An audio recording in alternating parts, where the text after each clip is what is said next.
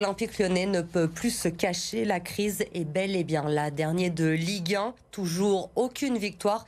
La défaite hier soir contre Clermont à domicile plonge l'OL dans l'une, si ce n'est la pire crise de son histoire. Fanny Cousin avec Édouard G.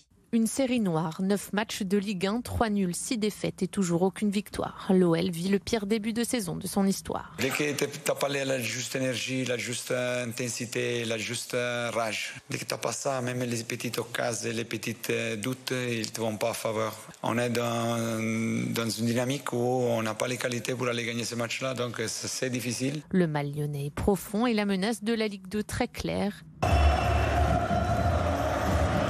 Les supporters sont lucides et ont de quoi être inquiets. Sur 17 équipes n'ayant compté que 3 points à ce moment-là de la saison, seules 3 sont parvenues à se maintenir.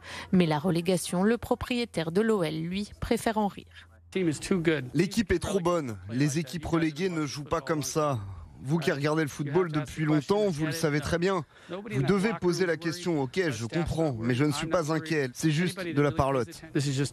John Textor ne semble pas prendre la mesure de l'urgence sportive autour de son club. Il y a un décalage, il y a un truc qui fait que ça colle pas. C'est comme s'il n'y a pas une adéquation entre le milieu dans lequel il doit évoluer et lui. Comme s'il y avait une incompatibilité. Il y a une erreur de casting. Il n'est pas là où il devrait être, il est perdu.